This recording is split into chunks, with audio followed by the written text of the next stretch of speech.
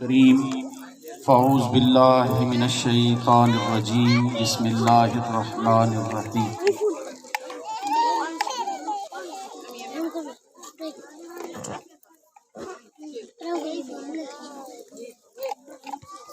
میرے بزرگ محترم حاجی چندرڑ صاحب اور میرے والد صاحب کی جگہ چاچا رحیم بخش صاحب اور میری بہنیں، میری بیٹیاں اور میرے بیٹے، السلام علیکم۔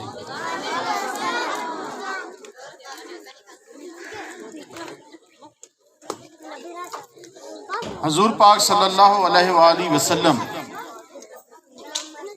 پر درود و پاک کے بعد صلی اللہ علیہ وآلہ وسلم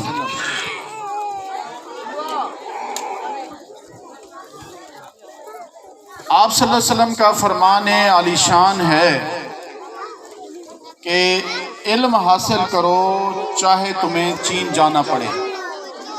دوسرا فرمان ہے کہ قبر سے مہد سے لحد تک علم حاصل کرو، یعنی ہے کہ ماں کی گود سے قبر تک علم حاصل کرو،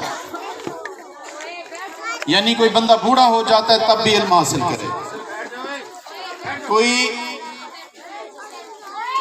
بوڑھا ہے، جوان ہے، بزرگ ہے، کوئی بھی ہے، وہ علم حاصل کرے۔ اور ساتھ یہ بھی فرما دیا علم ہر عورت اور مرد پر فرض ہے۔ بیٹا آپ بات سن لیں گے نا میری، میں بڑی اہم بات کر رہا ہوں، میں آپ کے لیے بات کر رہا ہوں، ذرا یہ بھاگنا دوڑا بند کریں، سارے بچے بیٹھ جائیں آرام سے۔ میں کسی بچے کو ادھر بھاگتا ہوں دیکھوں گا وہیں سے بلا لوں گا۔ دیکھیں میں بڑی اہم بات کر رہا ہوں، اللہ تعالیٰ نے ہمارے نبی صلی اللہ علیہ وسلم کو بھیجا ہماری ہدایات کے لیے، اور آپ صلی اللہ علیہ وسلم کا فرمان، 3 فرمان میں نے بیان کیے۔ پہلا فرمان یہ ہے کہ علم حاصل کرنا ہر مرد اور عورت پر فرض ہے، یہ نہیں ہے کہ بھئی علم فرض نہیں ہے، فرض ہے علم حاصل کرنا۔ دوسرا بیان یہ ہے کہ علم حاصل کرو چاہے تمہیں چین جانا پڑے۔ آپ صلی اللہ علیہ وسلم کے دور میں چین ترقی یافتہ ملک تھا، تو آپ صلی اللہ علیہ وسلم نے یہ فرمایا کہ چین کی طرف، چین تک جائیں، یعنی چین سے، اب چین سے دینی تعلیم نہیں ملتی، چین سے کون سی دنیا تعلیم ملتی ہے؟ دنیاوی تعلیم، کیونکہ چین والے مسلمان نہیں ہیں۔ تو آپ صلی اللہ علیہ وسلم کا فرمان چین کے بارے میں جو ہے وہ دنیاوی تعلیم کے بارے میں ہے، یعنی دنیاوی تعلیم بھی ضروری ہے اور دینی تعلیم بھی ضروری ہے، دونوں فرض ہیں۔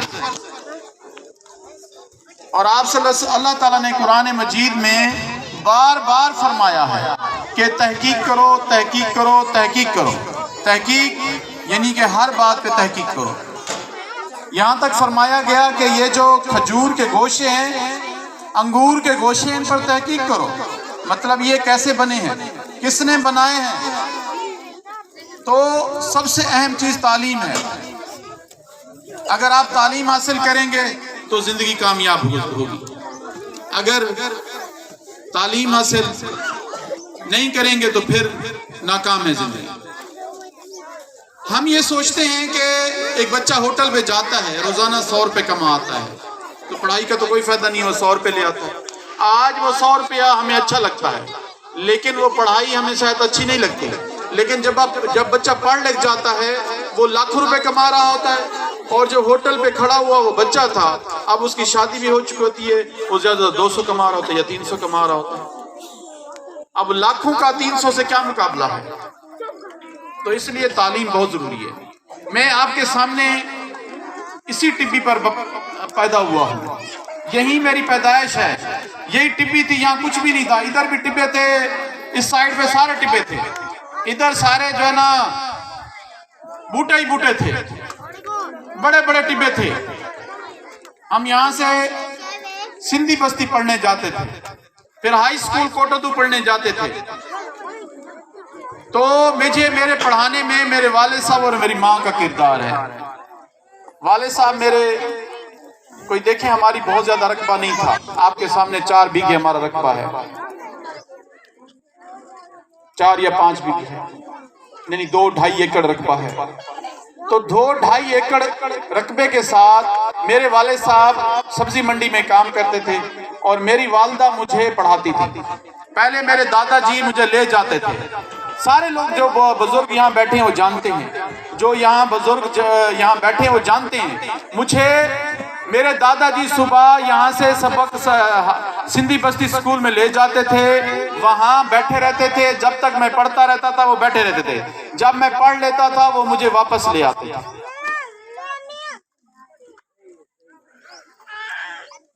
اور جب وہ بیمار ہو گئے, بوڑھے ہو گئے, وہ نہیں چل سکتے, میری ماں لے جاتی تھی. یہاں سے مجھے لے جاتی تھی, اسکول پہنچاتی تھی, پھر واپس جاتی تھی, چھٹی کے وقت پھر لے آتی تھی. میری کامیابی میں 3 بندوں کا زیادہ ہاتھ ہے. پہلے نمبر پہ یعنی میرے دادا جی لے جاتے تھے, پھر میری والدہ, پھر میرے والد صاحب. والد صاحب کے پاس ٹائم نہیں ہوتا تھا, وہ جو ہے یعنی کہ کام کرتے تھے, لیکن خرچہ سارا وہ دیتے تھے. لیکن میری ماں نے جو سب سے زیادہ دلچسپی لی ہے وہ میں بتا دوں آپ کو. اس نے مجھے چھٹی نہیں کرنے دیتی تھی. سب سے جو بڑی بات تھی, چھٹی نہیں کرنے دیتی تھی. میرا کوئی کمال نہیں ہے. اگر میری ماں, میرا باپ, میرے دادا مجھے نہ پڑھاتے, وہ مجھے سکول نہ لے جاتے اور نہ لے آتے, تو آج میں شاید یا تو مزدوری کر رہا ہوتا, یا میں جو ہے کوئی رقبے کی کاشت کر رہا ہوتا, یا بھیڑیں چرا رہا ہوتا. یہ حقیقت ہے, اس میں کوئی دو رائے بھی نہیں ہے, اس میں کوئی دوسری بات ہی نہیں ہے. میری کامیابی کا راز میری والدہ ہیں, میرے والد صاحب والدہ ہیں. کیوں؟ اس کی وجہ یہ ہے کہ میری والدہ نے سب سے جو اہم کام کی, مجھے چھٹی نہیں کرنے دیتی تھی. میں چھٹی کر لیتا تھا, جی آج تو یہاں خیرات ہے, اور آج کی مائیں پتہ کیا کرتی ہیں, بچے ہم رشتہ داروں میں کہیں کوئی ایک دیگ پک رہی ہو, ایک دیگڑا پک رہا ہو, وہ جو خیرات ہے آج ہمارا بچہ نہیں جائے گا, تو پھر جتنا گڑ ڈالتے ہیں اتنا میٹھا ہوتا ہے. ٹھیک ہے, جتنا آپ بچوں کو فوکس کریں گے اتنے پڑھیں گے. میری والدہ نے فوکس یہ کیا کہ شادی ہوتی تھی, کوئی یہاں کلخانی ہے, کوئی خیرات ہے, کچھ بھی چھٹی نہیں کرنے دی. میں کہتا تھا آج تو فلاں کی شادی, ہم تو شادی پہ جائیں گے, مجھے چھٹی کر. نہیں, شادی تو 12-1 بجے 2 بجے ہوگی, تم پڑھنے جاؤ. مجھے لے کر جاتی تھی, پہنچا آتی تھی, پھر شادی کا ٹائم جا کے لے آتی تھی. اب یہاں بزرگ مائیں یا بزرگ جو بیٹھے ہیں وہ گواہ ہیں اس چیز کے. مجھے پکڑ کے لے جاتی, میں روتا ہوا جاتا تھا, پکڑ کے گھسیٹ کے لے جاتی تھی اسکول. یہ سارے لوگ جو بوڑھے لوگ ہیں یہاں گواہ ہیں اس چیز کے. اور وہ اسکول لے جاتی تھی, پھر چھٹی کر. سب سے جو کامیابی کے راز ہے چھٹی نہ کرنے دیں. آپ اگر چاہتے ہیں ہمارے بچے پڑھ لکھ جائیں, میں نے اپنی آپ بیتی بیان کی ہے, ہمارا کوئی رقبہ نہیں ہے, ہمارا رقبہ تھوڑا سا. آج تک میں نے رقبے سے بس مجھے جو بھیج دیتے ہیں میں کہتا ہوں ٹھیک ہے, جو 8-10 من دانے چلے جاتے ہیں میں خوش ہو جاتا ہوں, چلو ہماری طرف سے آ گیا. اور والد صاحب بھیج دیتے تھے اور ان کی مہربانی تھی. تو اور کچھ نہیں میں نے یہاں سے لیا, نہ تو میں نے رقبہ بیچا ہے, نہ ہی رقبے سے کچھ کما کے میں نے اپنے اوپر لگایا ہے. صرف اور صرف کس وجہ سے میں نے یہ سارا حالت یعنی جو جس پوزیشن میں ہوں کس وجہ سے, آپ بتائیں گے کہ اس وجہ سے کون سی ایسی چیز ہے مجھ میں جو ہے, اس میں تعلیم ہے, صرف تعلیم.